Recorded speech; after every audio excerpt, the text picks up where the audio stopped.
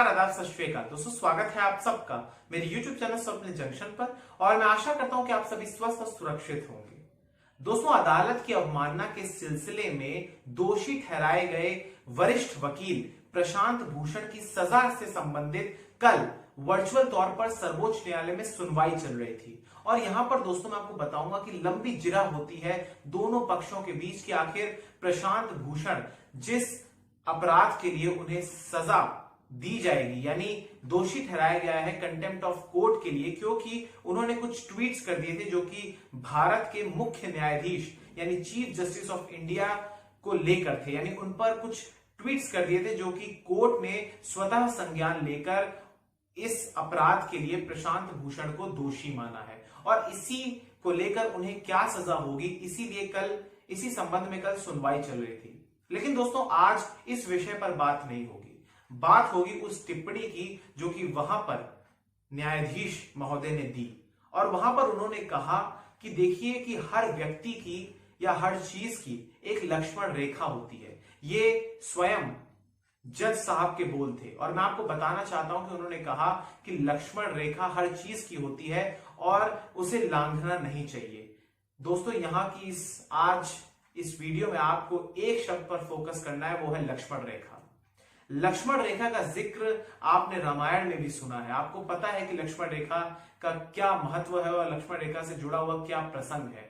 लेकिन मैं आपको एक चीज बताना चाहूंगा कि इसी लक्ष्मण रेखा का जिक्र प्रधानमंत्री नरेंद्र मोदी ने भी किया था जब लॉकडाउन इस देश में लागू हुआ था देशव्यापी स्तर पर। उन्होंने कहा था कि लॉकडाउन के दौरान आपको अपने घरों से बाहर नहीं आना है। और कल जो माननीय महोदय जज साहब हैं, उन्होंने भी कहा कि हर व्यक्ति को या हर चीज की एक लक्ष्मण रेखा होती है। लेकिन आज जो मैं आपको कुछ खबरों के बारे में बताऊंगा, जो ऐसी घटनाएं हुई हैं, वहां पर आपको साफ तौर पर देखेगा, चाहे आप सिस्टम के लोगों को दोषी ठहराइए या फिर आप मेडिकल संबंधित लोगों को, जो चिकित्सीय जांच से या डॉक्टरों को, नर्सों को, इनको जिम्मेदार ठहराइए या फिर आप आम जनता को जिम्मेदार ठहराइए। आज मैं आपको बताऊंगा कि आखिर लक्ष्मण रेखा का महत्व क्या है और हमारे देश में पिछले 24 घंटों में जो कुछ घटनाएं सामने आई है, वहां पर किन किन लोगों ने लक्ष्मण रेखा का उल्लंघन किया है। सबसे पहले दोस्तों मैं आपको बताना चाहूंगा कि यहां पर सबसे पहले बलिया की खबर है, जो कि उत्तर प्रदेश में एक जिला है बलिया नाम का। बलिया से जो खबर सामने आई वो ये है कि वहां पर एक एसडीएम साहब थे जो कि वहां की बेलतहा रोड तहसील में तैनात थे और वो निरीक्षण करने के लिए निकले थे पुलिस बल के साथ। और अब आप देखिए कि जो एसडीएम साहब है, इनका नाम पहले आप सुन लीजिए, इनका नाम है अशोक चौधरी। और ये जब पुलिस बल के साथ निकलते हैं निरीक्षण करने के लिए, सड़क पर निकलते हैं मुआयना करने के लिए कि क्या लोग नियमों का पालन कर रहे हैं, सोशल डिस्टेंसिंग का पालन कर रहे हैं या फिर मास्क लगा रहे हैं या फिर सारी एसओपीज का फॉलो कर रहे हैं, नहीं, इस चीज का मुआयना करने के लिए निकले थे। लेकिन यहां पर इन्होंने लक्ष्मण रेखा लांघ दी। और लक्ष्मण रेखा लांघी इसलिए क्योंकि ये जैसे ही निकले इन्होंने लाठियां भांजनी शुरू कर दी, दौड़ा दौड़ा कर लोगों को पीटा। और आप देखिए कि किस तरीके से इस समय आप जो वीडियो में ये दृश्य देख रहे हैं वाकई में विचलित कर सकते हैं, क्योंकि एक संवैधानिक पद पर बैठे इतने बड़े व्यक्ति को, जो कि इतने बड़े पद पर तैनात है, वो किस प्रकार से कानून को अपने हाथों में लेकर भोली भाली आम जनता पर एक तरीके से आप देखिए कि शोषण ही कर रहा है, अत्याचार ही कर रहा है। हालांकि यहां पर मैं दोस्तों आपको बताना चाहूंगा कि जब इसका संज्ञान मुख्यमंत्री कार्यालय ने लिया तो उसके बाद इन एसडीएम साहब को निलंबित कर दिया गया है और दूसरे एसडीएम साहब की नियुक्ति भी हो गई है इस पद पर। लेकिन आप देखिए किस तरीके से ये पीट रहे हैं। इन्होंने यहाँ पर जो आम जनता थी वहां पर, उनकी भी मैंने कुछ बाइट सुनी, वो कह रहे हैं कि जब उन्होंने इनसे कहा कि हमारे पास मास्क नहीं, हमने गमछा ओढ़ रखा है, तब भी इन्होंने उन पर लाठीचार्ज किया। इसके अलावा दुकानों को भी इन्होंने बंद करवाया और शटर भी गिरा दिए उन दुकानों के, दुकानदारों को भी पीटा, जिसमें एक दुकानदार की हथेली तक फट गई। यहां पर दोस्तों आपको एक चीज और बताना चाहूंगा कि अचानक से भगदड़ भी मच जाती है वहां पर और लोगों के भीतर भी आक्रोश है, बहस भी करते हैं जो लोग, उनको भी ये पीटते हैं। और उसके बाद वाकई में यहाँ पर ये कहना जायज है, नैतिक है कि यहाँ पर इस व्यक्ति ने अपने पद का, अपनी पावर का गलत इस्तेमाल किया है, गलत उपयोग किया है। तो वाकई में इन्होंने जो लक्ष्मण रेखा लांघी है, इस पर भी बात होनी चाहिए और कार्रवाई होनी चाहिए, क्योंकि लक्ष्मण रेखा का सम्मान अपनी मर्यादा में हर व्यक्ति को करना चाहिए, क्योंकि संविधान में हर व्यक्ति एक समान है।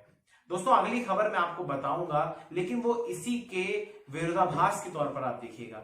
यहां पर आप देखिए कि अगर हल्का सा कोई अगर नियम का पालन नहीं कर रहा है तो उस पर जुर्माना नहीं किया जा रहा है, उसे पीटा जा रहा है, सीधे तौर पर लाठियां भांजी जा रही हैं, गंदे तरीके से पीटा जा रहा है। लेकिन अब अगली खबर मैं आपको लेके जो बताने वाला हूं वो है गुजरात से संबंधित।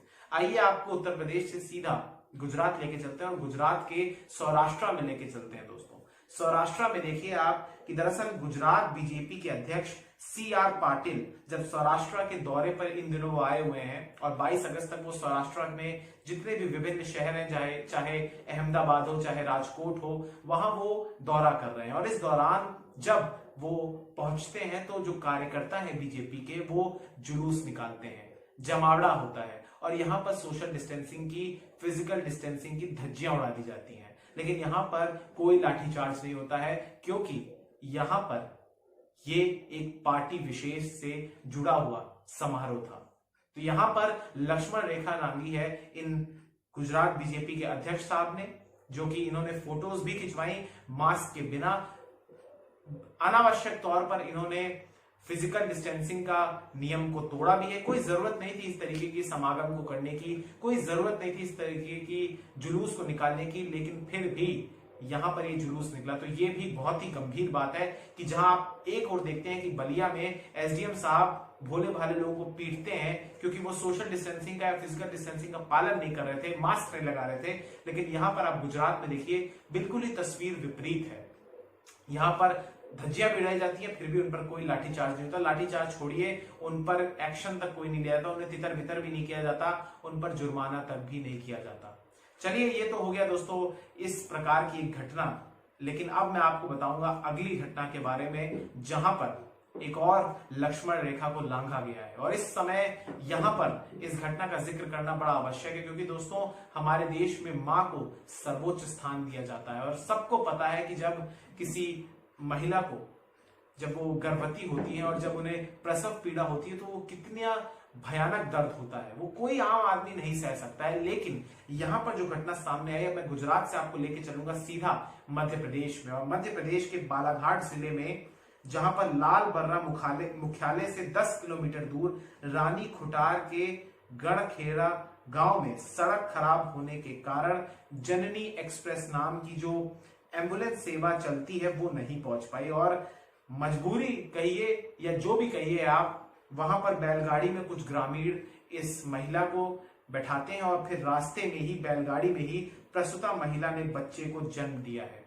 यहाँ पर दोस्तों जिक्र इस बात का है कि ये आदिवासी समुदाय से बिलोंग करती है महिला और हमारे देश में कई बार आदिवासियों को एक तरीके से आप समझिए, कई बार क्या ये सच है कि उन्हें वोट बैंक की तरह समझा जाता है। और यहाँ पर मैं आपको बताऊंगा कि उनके लिए सरकारें बहुत बड़े दावे करती हैं, बहुत बड़े बड़े वायदे करती हैं कि उनको ये दे देंगे, ये दे देंगे, सुविधाएं दे देंगे, सब कुछ दे देंगे, लेकिन देते कुछ नहीं है।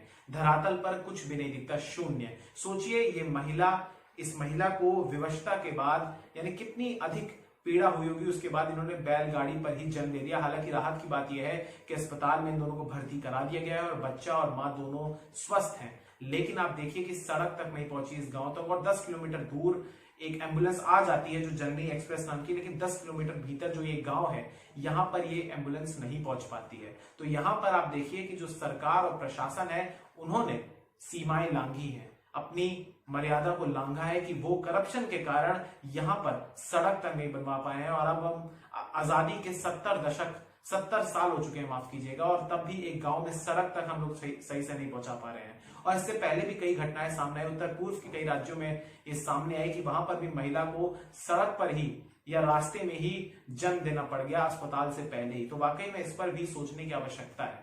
इसके अलावा दोस्तों आपको एक चीज और बताना चाहूंगा कि विरोधाभास यहाँ पर देखिए कि जब बड़े बड़े मंत्री हो, विधायक हो या कोई संतरी हो तो उसे तो तुरंत ही बड़े बड़े अस्पतालों में भर्ती करा दिया जाता है छोटी सी बीमारी को लेकर। लेकिन यहाँ पर एक महिला जो गर्भवती है उन्हें भर्ती नहीं कराया जाता है, या फिर भर्ती करवाया भी जाता है तो वहां पर सही समय पर भर्ती नहीं करवाया जाता है। वाकई में ये इस देश का विरोधाभास है। चलिए आखिरी खबर की ओर बढ़ते हैं दोस्तों, और आखिरी खबर है आंध्र प्रदेश से आई।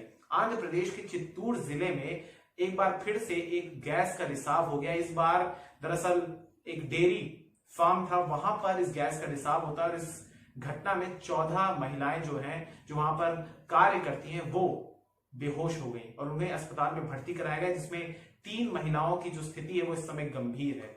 और आपको याद होगा दोस्तों कि मई के महीने में वहां पर विशाखापट्टनम में ही एलजी पॉलीमर्स के एक प्लांट में इसी जहरीली गैस का एक रिसाव हुआ था, जिसमें कई लोगों की मृत्यु हो गई थी, 11 लोगों की मृत्यु हुई थी। और उसके बावजूद यहाँ पर लापरवाही की लक्ष्मण रेखा को लांघ दिया गया यहाँ पर। और एक बार फिर से ऐसी घटना सामने आई जहां पर एक डेयरी फार्म में एक गैस लीक होती है, अमोनियम ये गैस है दोस्तों। तो वाकई में इस देश के भीतर बहुत सारे आपको एग्जाम्पल्स मिल जाएंगे, लेकिन आप देखिए कि लक्ष्मण रेखा का जिक्र अगर अदालत करती है तो लक्ष्मण रेखा का पालन भी सबको करना चाहिए। और लक्ष्मण रेखा हर किसी पर लागू होती है और लक्ष्मण रेखा को हर किसी व्यक्ति को ध्यान में रखते हुए अपना कार्य करना चाहिए, अपने कर्तव्यों का निर्वहन भी करना चाहिए, अपने फर्ज का भी निर्वहन करना चाहिए। और सुप्रीम कोर्ट से भी मैं ये कहना चाहता हूं कि ऐसी घटनाओं पर गंभीरता से भी संज्ञान लेना चाहिए कि जहां पर एक महिला बैलगाड़ी पर अपने बच्चे को जन्म दे रही है क्योंकि वहां पर सड़क नहीं है, जहां पर एक प्लांट में गैस का रिसाव हो जाता है और कई लोगों की जीवन पर बनाती है। इसके अलावा जिस प्रकार से पुलिस के जो रिफॉर्म्स की आवश्यकता है वहां पर भी देखने की आवश्यकता है कि एक कोई व्यक्ति अपने संवैधानिक पद का दुरुपयोग ना करे और लोगों पर अत्याचार ना करे, तो इस पर भी नोटिस लेने की आवश्यकता है। बहुत बहुत शुक्रिया दोस्तों, बहुत बहुत धन्यवाद। मैं उम्मीद करता हूं आपको ये वीडियो पसंद आई होगी। तब तक के लिए मुझे इजाजत दीजिए और इस वीडियो को बहुत ज्यादा लाइक कर दीजिए दोस्तों। अगर आपको पसंद आए इसको शेयर जरूर कीजिएगा और चैनल पर अगर आप नए हैं तो जरूर और कृपया करके मेरे चैनल को सब्सक्राइब जरूर कीजिएगा। बहुत बहुत शुक्रिया, मुझे आप दीजिए इजाजत और मिलते हैं अगली वीडियो में बहुत जल्द। तब तक के लिए जय हिंद, जय भारत, वंदे मातरम, इनकलाब जिंदाबाद, सत्यमेव जयते, नमस्कार।